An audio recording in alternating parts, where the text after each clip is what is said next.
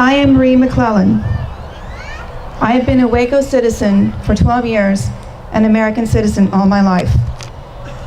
I am the daughter of a retired Navy seaman and the granddaughter of an Army infantryman who gave his life in the service of his country in World War II during the invasion of Normandy, France. He is buried there still. His brother Maurice gave his life in the service of his country as well, going down with a ship sunk by Hitler's forces, never having had the opportunity to marry or to have children. My family knows on a deeply personal level the terrible consequences of absolute tyranny and the great cost of the privileges and liberties that we've enjoyed up until today. Which is why I came to stand before you today to express my concern for the liberties so hard won that we may be losing. My grandfather was a member of the greatest generation, a generation refined like silver from the cauldron of the Depression and the fiery aftermath of the most terrible war ever fought. Their values shaped during those most difficult of times cast the direction in which this great nation proceeded. They based their values upon the principles of our founding fathers and the Constitution that they fought so hard to protect. America was hailed everywhere as a freedom-loving, lion-hearted people who roared like lions, fought like lions, and fiercely delivered freedom and democracy from many countries worldwide because of the bravery of this generation. Our children and grandchildren need for us to become their greatest generation and not the most despised generation. The generation that could have risen to their nation's hour of need and failed to do so. They need us not to fight with guns, but to win a war of ideologies, a combat for the state of the minds and hearts of Americans. The wolves are not ravening at the shores of our country. They have been led in by the Trojan horse of our vote and walk among us, wolves in sheep's clothing. Our founding fathers recognized that nations rise and nations fall, but the nature of man endures always. The framers of the Constitution sought to balance man's desire for control and the desire to be free. Our Constitution is a marvel of a balancing act of these warring qualities within ourselves, a guide to govern and not to self-consume. It is a lovely body of work. We have sailed on the course of liberty guaranteed by our Constitution for over 200 years, up until now, and the ship of America has foundered in dangerous waters, is listing too far to the left. We need the rudder of our Constitution. It has kept us constant in a forward direction. It has defined us as a nation.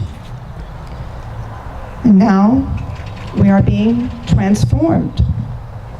The stimulus bill, cash for clunkers, the health care reform bill.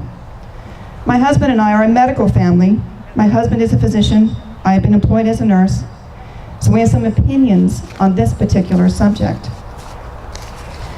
I assure you the health care reform bill has nothing to do with health care. It has everything to do with being a power delivery system, not to the public, but to the government. It will bankrupt the insurance companies, most likely within a few years, and bankrupt the states if allowed to do so. It will add 149 new bureaucracies for physicians to deal with. Everyone will be required to purchase healthcare insurance, so no, it's not free. Coverage doesn't happen for years. There is a patient opt-out plan. If you are a Muslim, a Scientologist, Amish, or a Native American, you can opt out of this plan. You cannot be denied coverage for any pre-existing condition, a nightmare for insurance companies who do not have bottomless pockets, ergo, bankruptcy. When the insurance companies have gone bankrupt, and they will, the government will have to step in. Their ultimate goal, they have stated as such, and they'll institute single-payer health care. Let me explain this to you. Single-payer outlaws any payment for health care other than what the government pays. You are not allowed to pay for your health care, even if you have the money to do so. Canada has such a system, and so does Britain. I have some statistics here that I'd like to read to you. In America, there are 27 MRIs per million people. 4 MRIs in Canada per million people. 5 MRIs per million people in England. Heart attacks, fatal heart attacks, are 53 per 100,000 in America. In Canada, 59 per 100,000 die of cardiac arrest, and 70 per 100,000 every 100,000 British males. The fatality rate for breast cancer in the US is 25%, 28% in Canada, and 46% in Britain. Stage 4 breast cancer is no longer treated in Britain. It's not cost effective. In the US, prostate cancer kills 19%. In Canada, in Canada, 25%, and in Britain, an astounding 57% of men die for prostate cancer.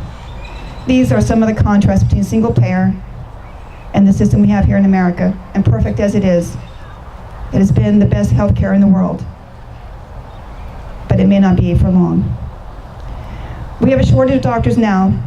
Bureaucracy has reduced positions available for residencies, so we're already experiencing a shortage, expected to get far worse. Our best and brightest will select other fields to pursue. Access to healthcare will become more difficult with the influx of 30 million patients and fewer doctors. Our legislators cannot fathom the Hippocratic Oath. First, do no harm. And if that is Greek to them, here is language they can understand. First, don't kill your voters.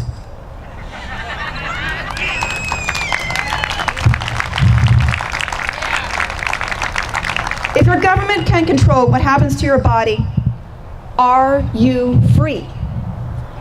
If most of what you have earned is taken from you and given to those who have not earned it, are you free? If you take what you have not earned, are you free? Do you wish your country to evolve into a nanny state that dictates your life from cradle to grave because a kingly few with an aristocratic mindset deem themselves wiser than you? Or do you wish to be free with the personal responsibility and the power that comes with it? We do. We wish to be free. Hear us. We wish to be free. We wish to be free of fear of our government. We wish to be free of crushing tyranny of taxes and terrible debt, which will crush us as a nation if we do not get a handle on it, and very, very soon. And the numbers are coming in, and they don't lie. A government can only rule by the consent of the governed. I urge you to withdraw that consent. Educate yourself on candidates in all elections and every level of government, and make your selection with as much care as you might pick out your prospective mate. Get involved. Volunteer. The candidates need you. For if you do not get involved in the selection of your government, do not object when others select your government for you. Voting is your power, your right, and many have died for your right to vote. To tea parties everywhere, take heart. Keep up the fight. For today's mighty oak is a nut that stood its ground.